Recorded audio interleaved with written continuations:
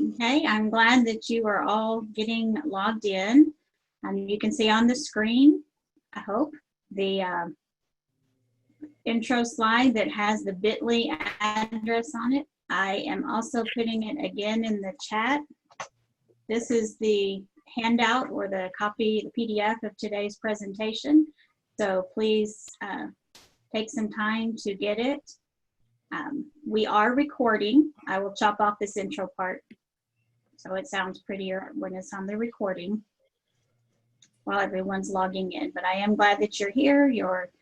I know it was short notice. We've been trying to get this process ironed out for you. Okay, so I'm going to go ahead and get started. My name is Tricia Kerr, and I'm the ESOL Program Director and Title III Co-Coordinator, and I'm glad that you're here today.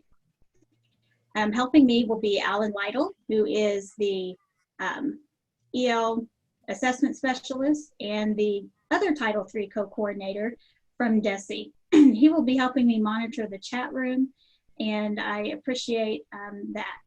If you have any questions as we go, please don't hesitate to put them in the chat. There will also be a time at a couple of different places to ask questions, and especially at the end, a place to enter all of the questions you still have after this. I appreciate your time today, and we will get going. Make sure that you put the link one more time in the chat. And Alan or Tracy, if you could help me periodically as more people come in, put that link in the chat, I would appreciate it since we're moving off of this screen. So anyway, thank you for being here today. We are here to talk about a provisional English learner identification, an overview of what this is, and just give you a time to ask questions about it.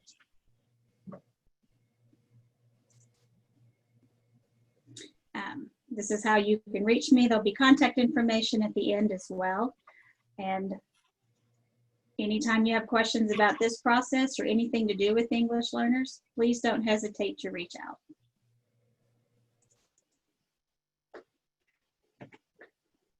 Okay, we're going to do a little activity quickly.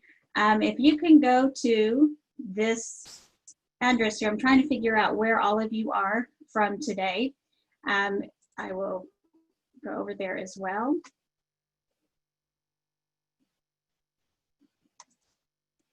And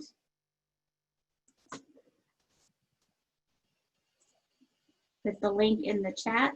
If you could just go to this menti.com. You can either go to it by the link in the chat or by typing in www.menti.com and use the code 616570. And I see there's several of you who have logged in to let me know where you're from. We'll look here in just a minute to see where all of you are from. We do have most of the, or several of the English learner specialists online, but you'll get their contact information that help you in each of the regions at the end of the presentation. Okay, so just another couple minute or so, and we'll jump over here and see where you're from.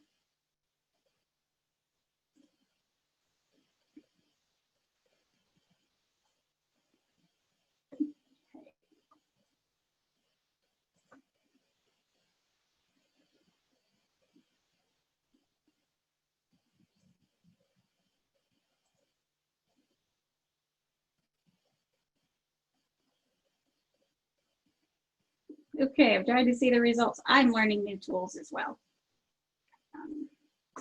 We are not ready for that one.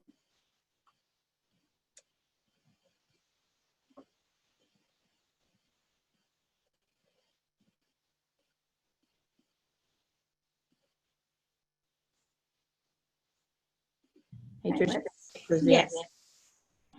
If you hit present, is that what you're trying to say? But I thought I did.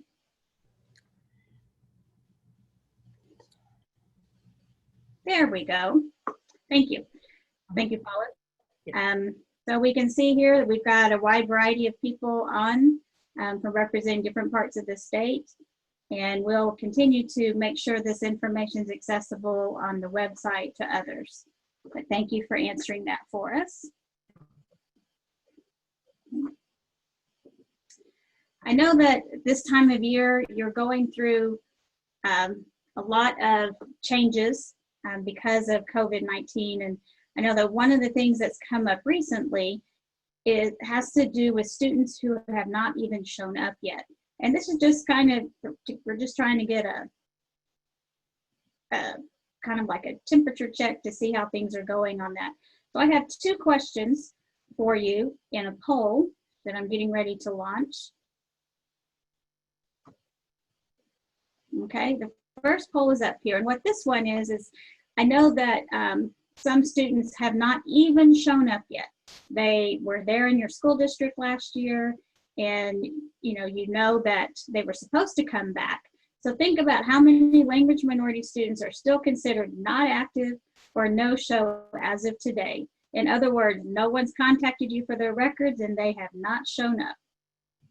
Okay, so if you know that, I'll just take a couple minutes. I wanted to remind you that the commissioner's memo about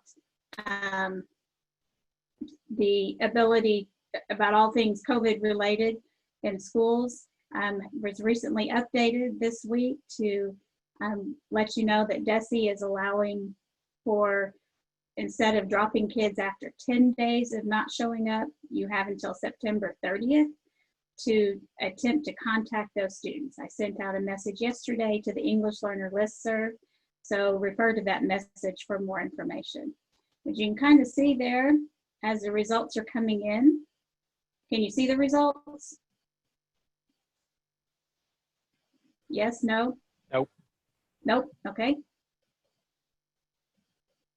I'll end polling and probably it'll do that. So looks like we have about 43 people voting.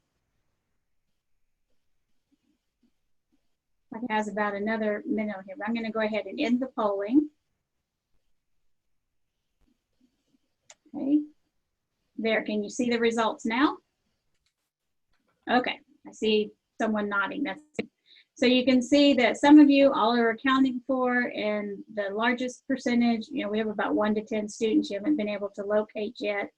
And then some of you you have no idea, it's hard to know, and some of you have a lot of students left. So thank you for sharing that with me. Then the next question I have for you is our second poll. Let me see if I can pull that one up, which was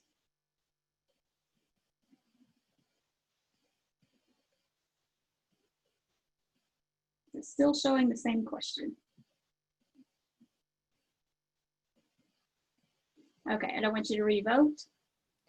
It's been my experience that you can only have 1 poll question. Here you go. I found it. Woo! Okay, you should have your second question up there now. If you could take a little bit of time to answer that, that would be great. What this is, these are students who are probably in virtual instruction, but they're kids that you have not been able to bring in for screening because the parents are saying, we don't want our kids even to come up to school for anything because of COVID. We would rather they not show up. We haven't been able to get into their house to screen them. They're not wanting to bring them to school to screen them. Just how many are you looking at? Because we're just kind of trying to get a pulse on how many this might apply to. Okay. I'll give you another, just think about how many kids you might need to be screening that you have not been able to convince the parents yet to bring them in face-to-face for a screener. And for those of you who have done Zoom polls before, when you launch the poll at the top of the launch, you need to select which question you're on. So, okay, I'm going to go ahead and end polling in about 5 seconds. So get your ID in there and then we'll share where everybody's at. Okay. Okay, so hopefully you can see the results, and the largest group has about about 50% of you think you have 1 to 5 students. There are some of you who currently don't have any, but that might change. You never know. And then there are others that have a significant number of students, up to about 50. And some of you aren't really sure yet, and that's okay. I just wanted to get a feel for where you are on this, and so I appreciate your responses there. Okay. Okay, let's keep going. So the first thing I want to make sure and remind everybody is that the primary expectation, this is our primary guidance, is how you actually use the Arkansas English Learner entrance and exit procedures. Okay, this is on our website. It's there for you. This is your guidebook for all things about how do you place English learners and how do English learners become former English learners and what's all the documentation required. We're just going to review the requirements of that because this is the primary requirement. And this was determined by a group of a Title III and English learner task force that helped us put this together, advisory group for the ESSA plan. And it is part of our ESSA plan, and we are expected to follow this statewide. So just as a reminder, an overview of this, there is training on this in depth if you need that on the English Learner webpage. But the first thing that you must be doing is having a home language usage survey. Please make sure you train staff on the process of new students completing this, and please verify that it is the full home language usage survey, not just 1 or 2 questions, especially in online registration systems. I know that several switched over to PowerSchool, which has a required 2 fields that they ask the parents, one's home language and one's native language.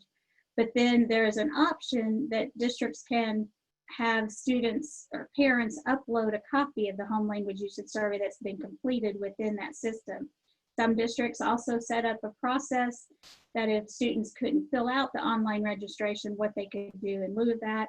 Or sometimes the online registration is step 1 in registering for school. That lets the school know they're there and that they need to complete registration. And then step 2 is the parent bringing in the final information or faxing in or emailing in the final information, such as the home language usage survey or immunization records or proof of residency, such as a bill, things like that that are required to enroll a student. Now, this timeline that we have to completely do the home language usage survey, screen students, place them, and notify the parents, you have within 30 days to do this at the beginning of the school year. That would include anybody who's new this year or that you didn't finish screening in the spring because we didn't have option to do anything in the spring. The U.S. Department of Ed still expects that we honor that 30-day, and so we're trying to help you do that. The other option is if students enroll later in the year, within 14 days from when they enroll, whichever comes later, the 30 days or the 14 days is when you need to have this done by. Then one thing you should be doing with all that information is sharing and reviewing that data with the student's teacher and assuring parents of the student's services and their rights as a parent, which can include to decline service, but we must inform them about the services that they're considering. And remember, we place and notify. We don't get permission. We just place and notify. Okay, so one of the key elements in this is completing the ALPA 21 screener. We have some guidance that we had released in a few different locations. We sent it out on the EL listserv. We sent it out through the ALPA 21 live binder, I think maybe even to district test coordinators, that just a reminder that you still have to give ALPA 21 screener. You give it to all new language minority students without ALPA 21 scores as described in the entrance and exit procedures manual. And if you need more information on how to administer the screener, that's in the live binder linked here. So we came up with 3 options that you can use for administering the ALPA 21 screener. And this applies to all students who have a language other than English that you haven't screened yet. whether they're attending face-to-face in a traditional format, or they're attending virtual, or they're participating in a hybrid of the two. These are the three options. The student comes to the district building to screen. It could be any district building. That varies from district to district if it's a centralized location or if it's each school building. Okay, the other option is district personnel can go to the student's home with the district device, headset, mouse, and hotspot and screen from the student's home. Another option would be to set up a remote testing site utilizing a district device, headsets, mouse, and hotspot. So the key thing here is that it has to be administered by a district person to the students in these three potential sets of configurations. One thing you need to think about with all of that is your device needs to be prepped. You need to make sure you have a plan for sanitizing the devices, the headsets, and the mice between users, whether that's the test administrator to student or student to student. We can consider using a splitter for the TA to hear the audio via their own headset, or if no one else is in the room, you could use speakers. Make sure you think through a waiting process for the families. Where do they wait while you administer the screener, et cetera, in terms of spacing, and then communicate a timeline with the parent or guardian. Alan, did you want to add anything to this? Nope, that covers everything. Okay. So we have this provisional identification procedure because we know, we've heard, we've gotten emails that you have some students whose parents said, I chose virtual because I do not want my child at all at any school function event. They're not bringing them up there for meals. They're not bringing them for extracurricular. They're not bringing them there at all. They're keeping their kids isolated at home. And that's okay if they're insistent on that. Now, you can offer them a safe as possible way to screen. This procedure is a last resort that we're going to talk about. It is not meant for it to be the process you do for all your virtual students. That is not appropriate, okay? So do not go into this thinking, oh, we've got a way we can screen the virtual kids without bringing them in. The first expectation is screen the virtual students via the face-to-face Alpha 21 screener. Now, I was involved in a conversation yesterday with some representatives from the U.S. Department of Education, and they were emphasizing with the group I was meeting with that provisional is more of a word states use, that they tend to use the word presumptive EL placement. So if you happen to read things out there that the U.S. Department of Ed talks about presumptive EL placement versus formal EL placement, know that it's the same thing that we're talking about here, a provisional procedure. Just wanted to point out in case you see that word used. Okay, so we're going to jump in here, and how I'm going to do this is point out some documents and then go look at the documents so that you know what's available to support you through this process. So the first thing we have is the provisional or presumptive potential, look at all those P's there, PQ, anyway, EL identification procedures. So if you click on, that should be a clickable image. And make sure you can see them. Okay, I'm not going to read all this to you because we're going over a lot of it, but this is something that might be good to give your principals or administrators, your superintendent, the people that you work with that need a quick overview of what is this. Okay, it reminds you we have to use the entrance and exit procedures manual and the timeline of what you're supposed to be following. You know, we reminded you that the timelines are still in place and the different ways you can administer this screener. If you want to look at some guidance further that U.S. Department of Ed's provided us, you can see questions 3 and 4 on that link. And then there's an 8-step process, which we're going to talk about. I'm not going to read it to you right now. And then there are some links in here to the key support documents you need to pull off this process. Okay, go to the next one. So that document will talk about, there's an 8-step provisional procedure. So let's go over what those 8 steps are. Some of them are the same for all kids. Okay, so first step, you do that home language usage survey. You administer it to all newly enrolled students. Make sure you have a good process in place to verify you have one of those on every new student.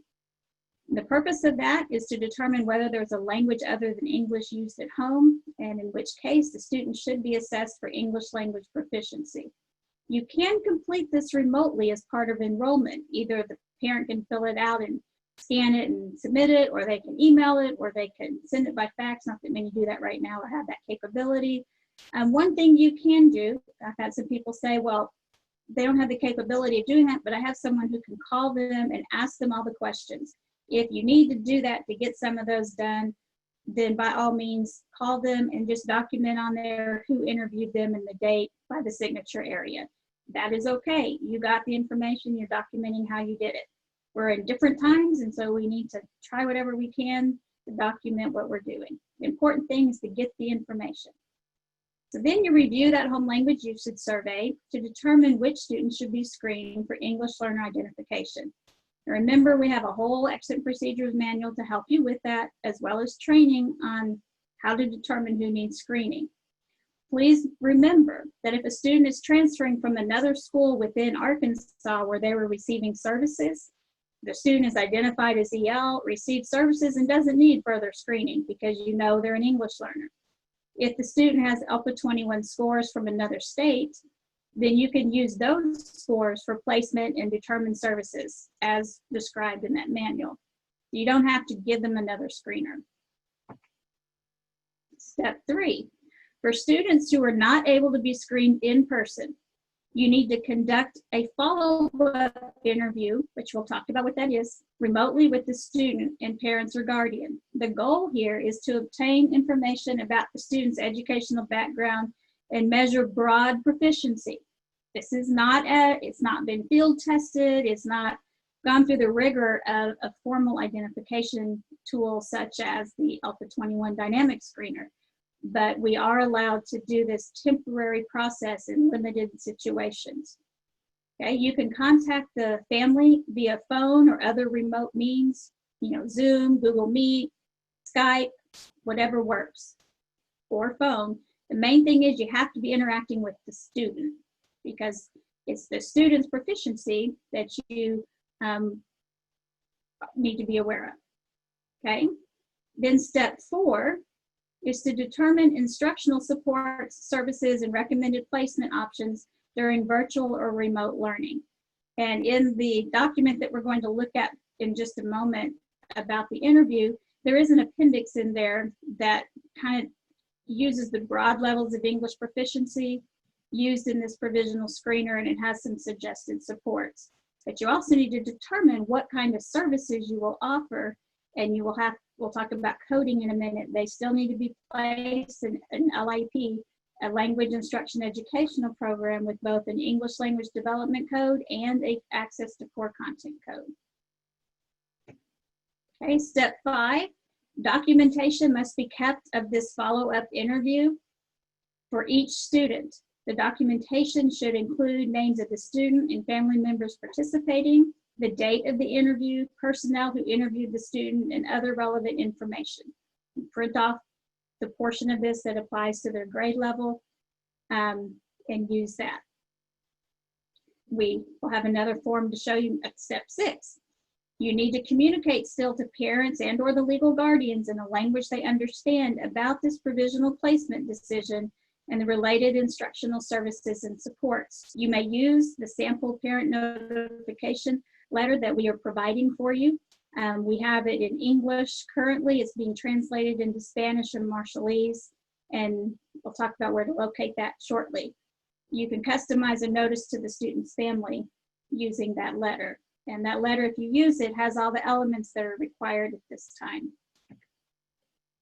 Step 7, make sure you inform building administrators and staff of the preliminary or presumptive student placement recommendations of EL courses and instructional supports for this school year. This is very important. Upon the child being able to attend school functions in person Formal screening must be completed for all students who were provisionally screened. So this is not your stopping point. This is a stopgap because we know you need to identify them to serve them, also to code them in eSchool so you can get appropriate funding to support them. Okay, step 8, I alluded to coding just a second ago. You will need to code your provisional placements in eSchool in the same manner as formal placements. Okay, in eSchool, it won't look any different. It won't look differently for a student who is identified with ALPA 21 screener versus someone who is identified through this provisional process.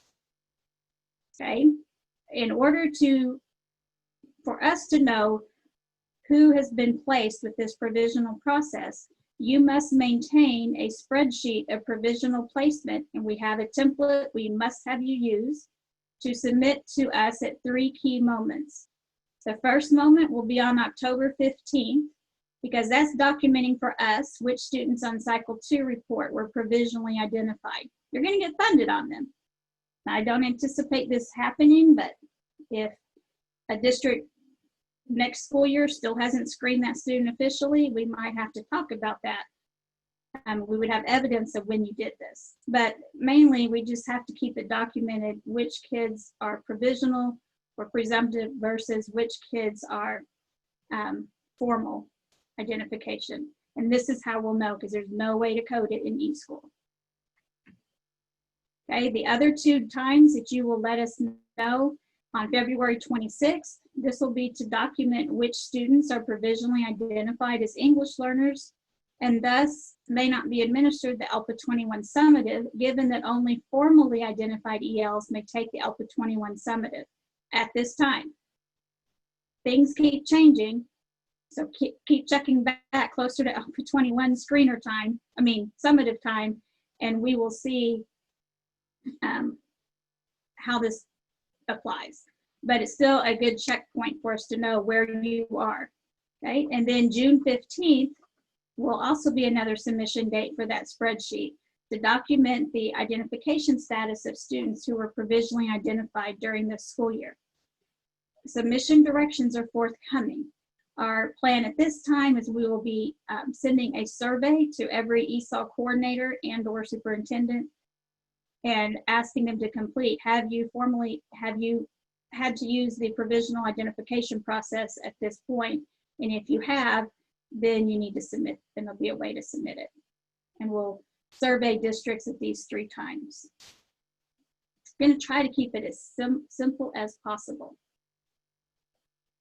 Okay. Okay, let me see.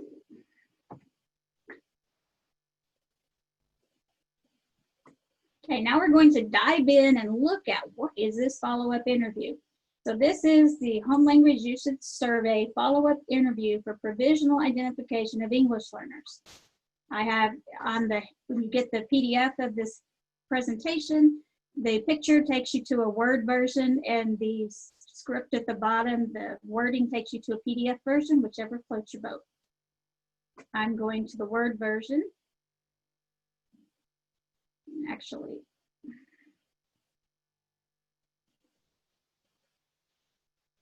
okay. So there's, table kind of stuff. This just talks about the purpose of why we have this, emphasizing this is not replacing your formal identification process. It is the substitute in the rare situations, hopefully, of when a formal virtual student whose parent does not want to let them come to campus or for you to come to their home or anything to do the screening. Okay, so throughout this year, this process applies until you hear from us otherwise.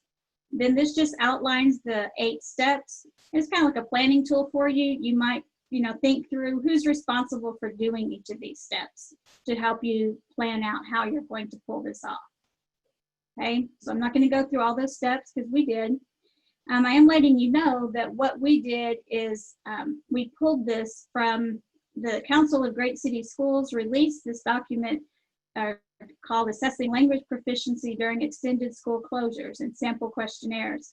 And then Iowa took that and put it in a format that looks very, very similar, almost identical to what you're seeing, so that it's easier on the user to see it as a list style rather than just a bunch of paragraphs.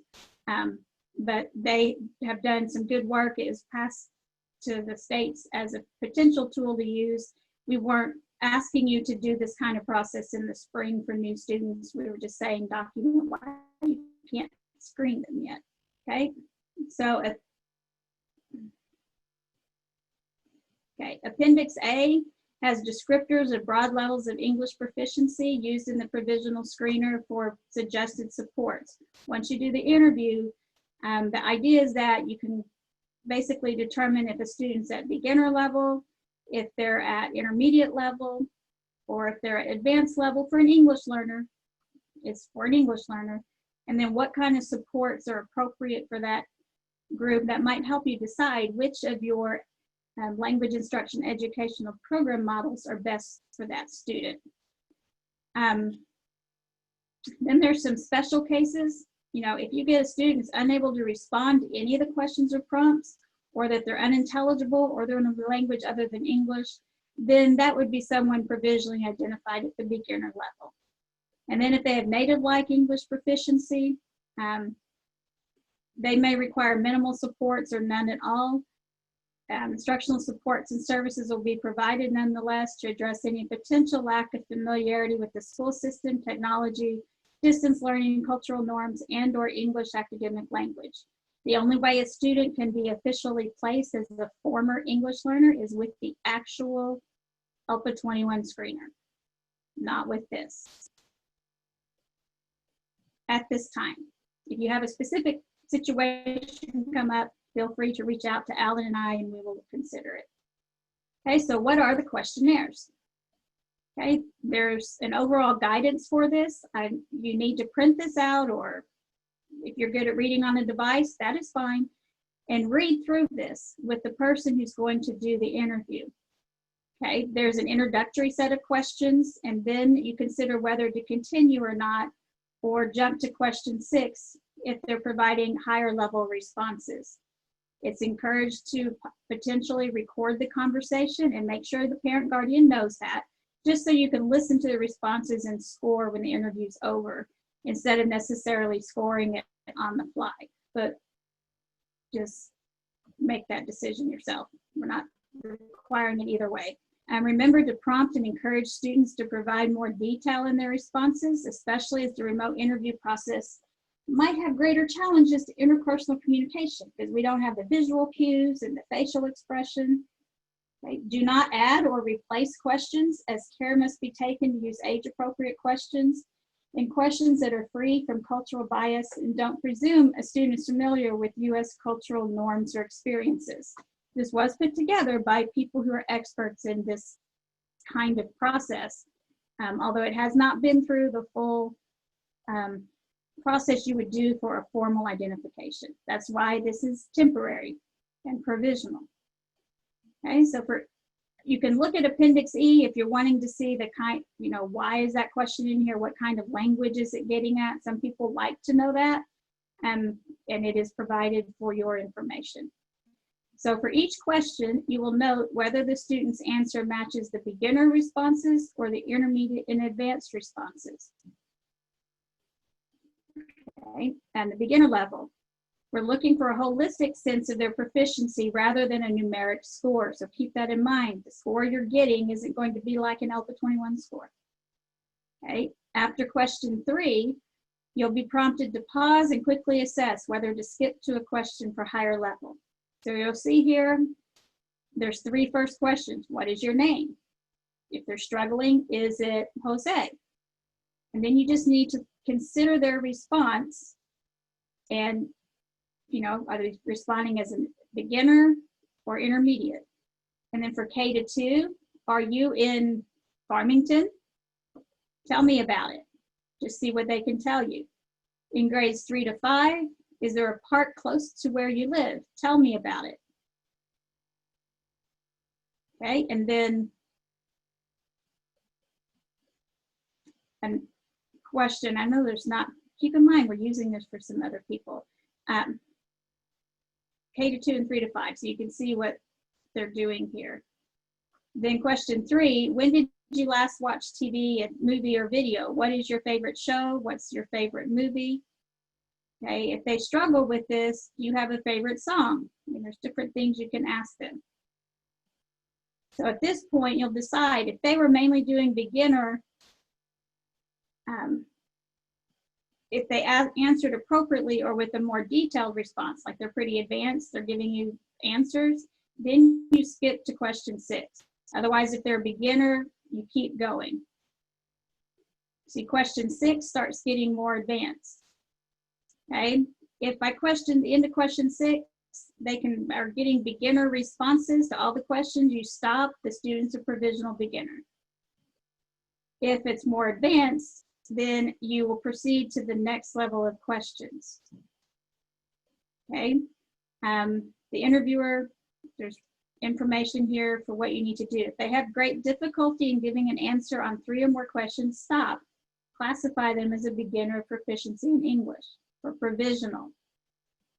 Now remember, in e-school, just be an English learner. Okay, so there's some intermediate responses. They'll give you some examples of what they might be for intermediate and or advanced. General description, please look over that to see the difference in the two. So you've got someone who's an intermediate. Remember, they've gone past the beginner level, but you're still letting them go on. Now, at some point, these questions get harder. They might start having more beginner responses, even though they could do the simple questions. So you have another set of questions you ask. This is for K2, and this is for 3-5, what you can ask. There's a 7-12 later, or 6-12 later. And it'll give you some ideas, but like, can you describe a favorite food you like to eat? And if they struggle, what's your favorite toy? They can use the name for their food or toy in their language and describe it if hot or cold, hard or soft. Just try to see how much language they can get out. In grades 3-5, you'll ask them, how do you get to the nearest place to buy food? If they might need more prompting for more detail. Then you'll see more questions, and you're deciding where does their response mostly fall.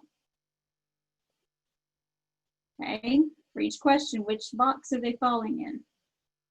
Then you get to the end of these 12 questions, and it says a majority of marks under each of the proficiency levels. Where are they getting the majority of the marks? When you marked above where they were doing, are most of them in beginner, intermediate, or advanced? And then that becomes the kind of provisional placement you have that you can then build supports from. Okay, Appendix C is the questionnaire for grades 6-12. And you'll see many of the questions are similar. If this, what is your name? Are you in Fayetteville, Arkansas?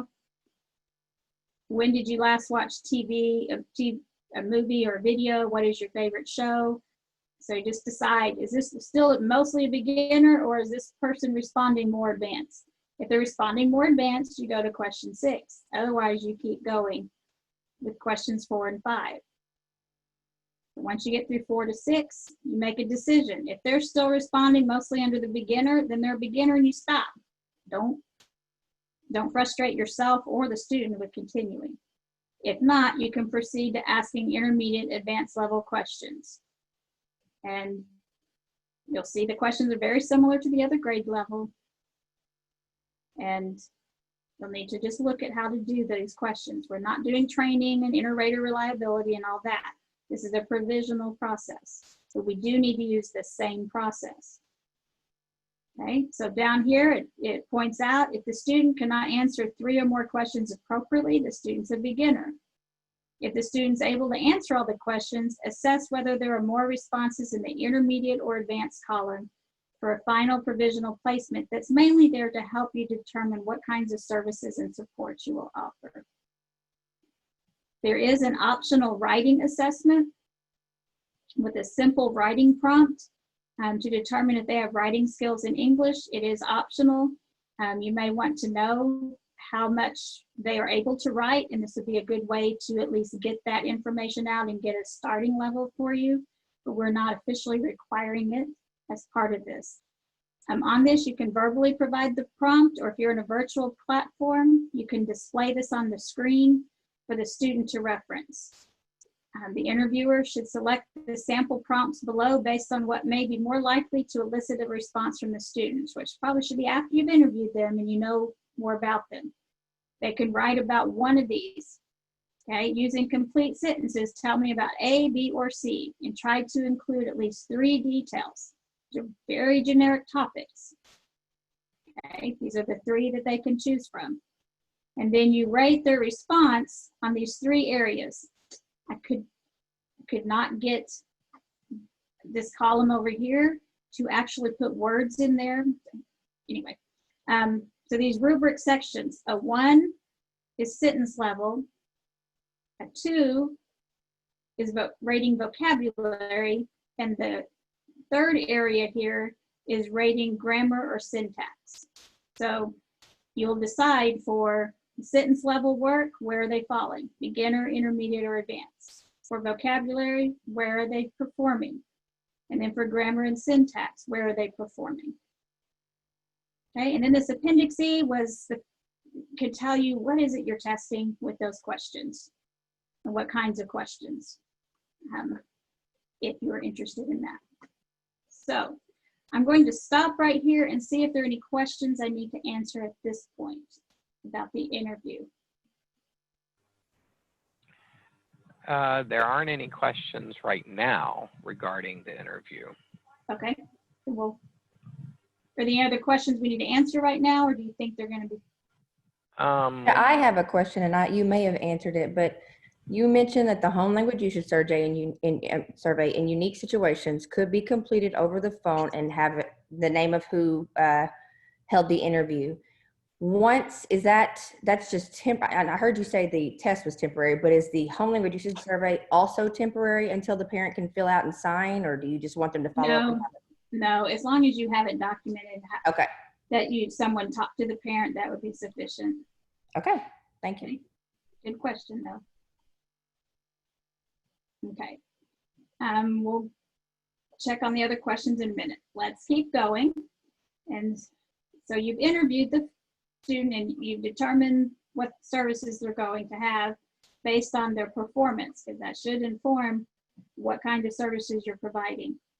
Then you need to notify them, just like we have to notify other parents, but you don't have ELPA 21 scores. You don't have the official information for that LPAC form. So you need to fill out this parental notification for provisional identification, or letters such as this. The top version is a Word version or Google Doc, and the link at the bottom is a PDF form fillable version. We are getting these in Spanish and Marshallese. Let me know if you need it in something else, and we'll see how many request it. We'll just work with you on that if you need it in something else. Okay. So let's jump into what that looks like.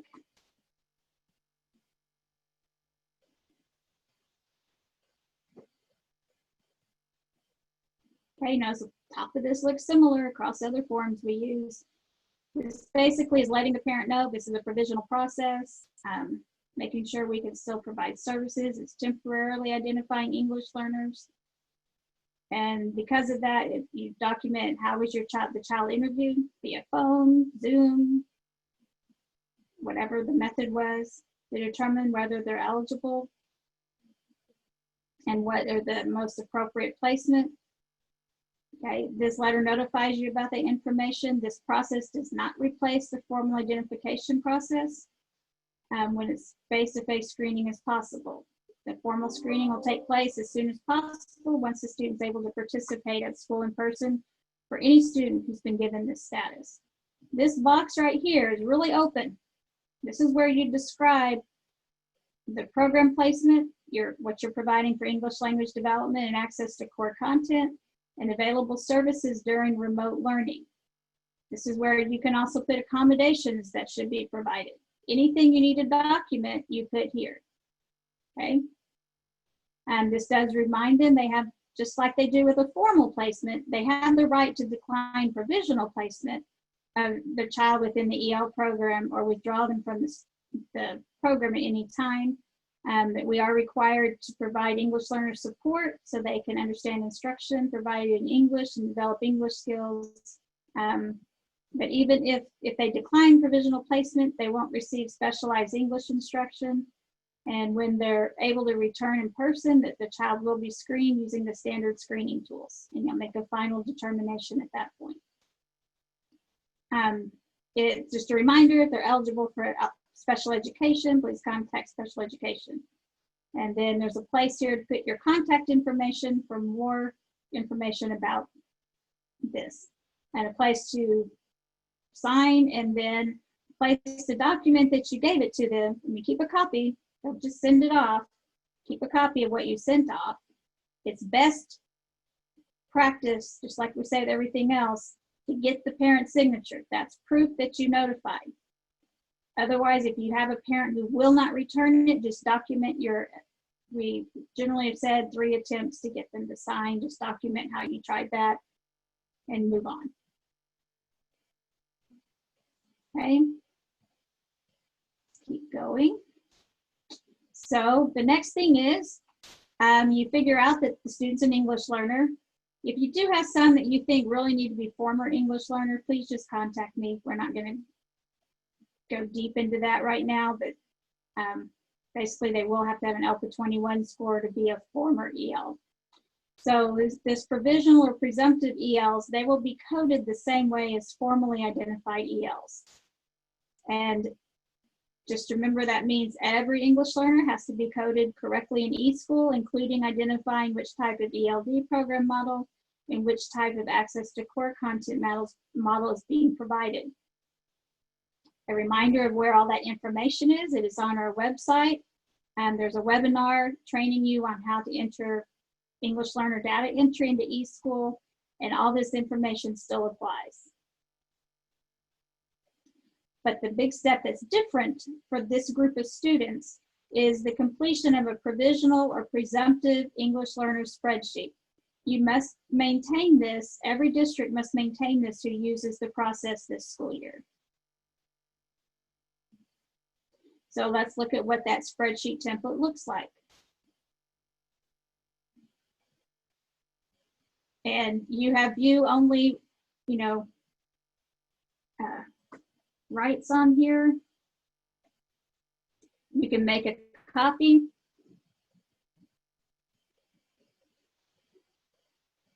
Okay, and you can see there's 2 tabs here. There's the data entry page and a reference page. A reference will tell you what's in some of these columns. Some of it's very self-explanatory. District name, district LEA, the building name the student's in, what grade level. There's a drop-down box for you to pick that. Their first name, their last name, and their student ID, their state student ID. The provisional interview result. Okay. Beginner, intermediate, advanced, non-response or incomplete or native-like English proficiency. You know that won't make them a former EL. They have to have the official test at this time. Then their provisional placement. Most of these will be EL. They'll be limited FEL with special permission only.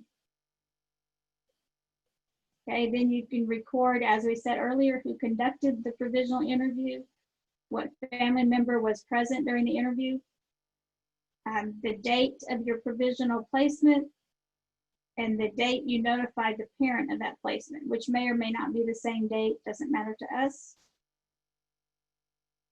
The date of the actual ALPA 21 screening, because you eventually need to do that. So when you actually finish the screening, you need to record that date here and what their formal placement ended up being, English learner or former English learner, and the date of that formal placement, which may be the same day as the date of your screening, depending on how you've been dating your LPACs. Okay, you only list provisional students on this spreadsheet. So if you don't use this process for any student, because you can get them all to screen face-to-face somehow, somewhere, you don't fill this out. You will only fill this out when you have students that you had to use this interview process with.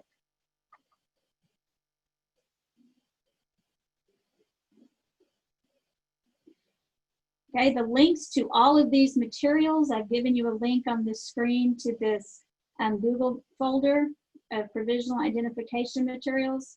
The letters in English are there for parents. Spanish and Marshallese will be added once they're received from the translating service we've sent them out to, and they'll also be posted in Transact. Just a reminder, this procedure is to be used as a last resort. You are expected to screen virtual students via the face-to-face Alpha 21 screener. However, we know you're may run into situations where the parent does not want to bring them in face-to-face. So this is a process to help you document your attempt to screen them within the 30 days or 14-day window, depending on what time of year it is, and for you to then be able to code them as an English learner in eSchool and receive funding, and also ensure that the student gets appropriate support during their virtual instruction. Okay. Some other tools that are out here. You can consult the Sample District ESOL Program Guide if you're not sure what some of the basic information was we were talking about. Our website, we keep trying to keep it updated with this and this recording of this webinar, and all the materials about provisional identification will be placed there probably Monday, if not later today. And make sure you know that entrance and exit procedures manual. Then you can either put questions in the chat, or you can go to this Menti. Oops.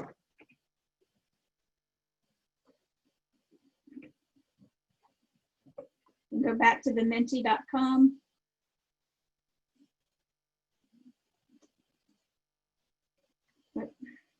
And if you have other questions about this that maybe I have not answered, feel free to put them in. Tricia, we got a couple of questions. One I've already answered, but I was going to reiterate it. So we had a question about the qualifications for using this process, this provisional identification process. So I responded that they should follow the guidelines for who could administer the ALPA 21 screener. And I have those outlined in LiveBinder in the Dynamic Screener tab. So that tells you who within a district would be allowed to give the ALPA 21 screener. Those are the same folks who could conduct these provisional identification interviews. Another question is, do we get signatures on parent letters for provisional only, or do we get signatures for normal process? It is, you need to be getting signatures for normal as well. Okay. That has been what we've expected. Next question. How much documentation with student and parent do we need before beginning the provisional placement process? You know, I think you need to try at least a couple of times to get them to come in. You just need to be wise about that. Don't make a blanket decision that all virtual students will be screened with this interview. Really try to convince them of the need to come in person to do the screening. Well, and I would also add to that, that you should go down those 3 scenarios that Tricia gave you at the beginning of this presentation about the student can come into the district, or a district person can go into the home, or there is another location that can be arranged. So going through those 3 first, because this provisional ID process should only be used, as Tricia has said, as an absolute last resort. Correct. What about the families who refuse the interview?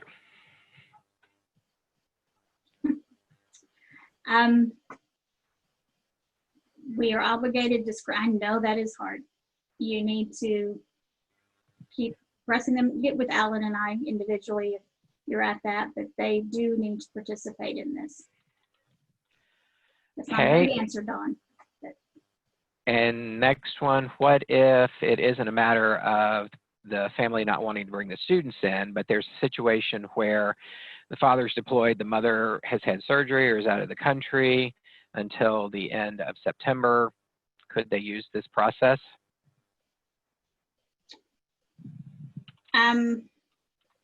What are your thoughts, Alan? Or do we need to get back with them?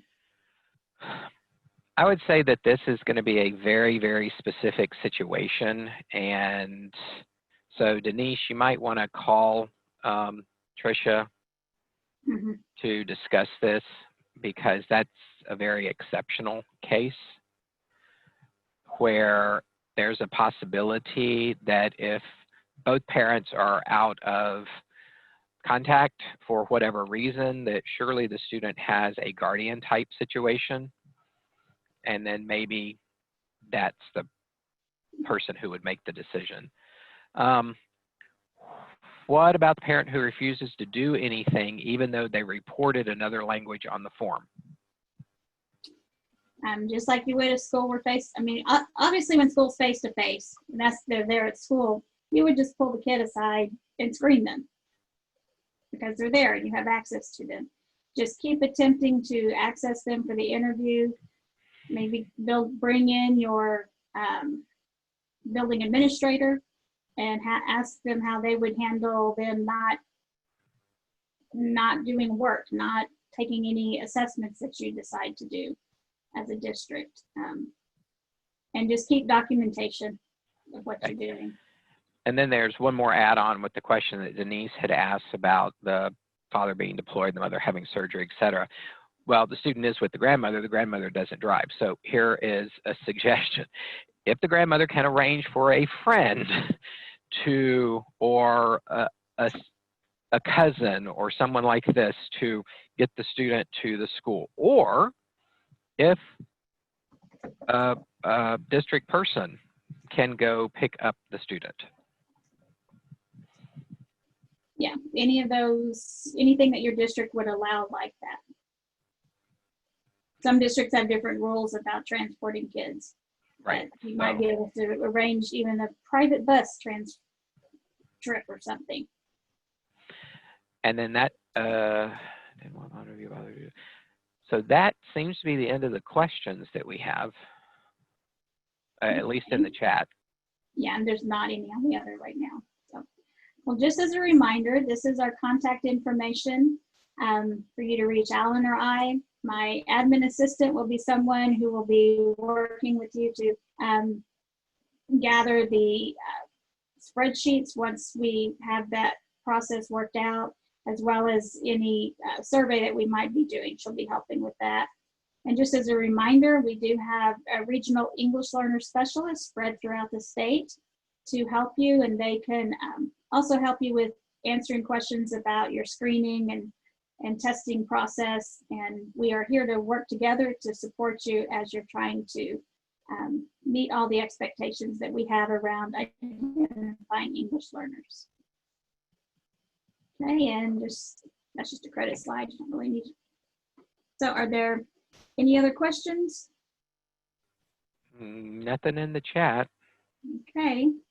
Well, I appreciate your time today, and we will get a posting of this recording made and available on our website, as well as sent out through the English Learner Listserv. Please make sure you're a member of that listserv. I didn't include a slide on how to sign up. I'm assuming if you're here, you probably are a member of the listserv, because there was a really quick turnaround between when this was final and when we could do this session today. So make sure you do that. I am going to stop the recording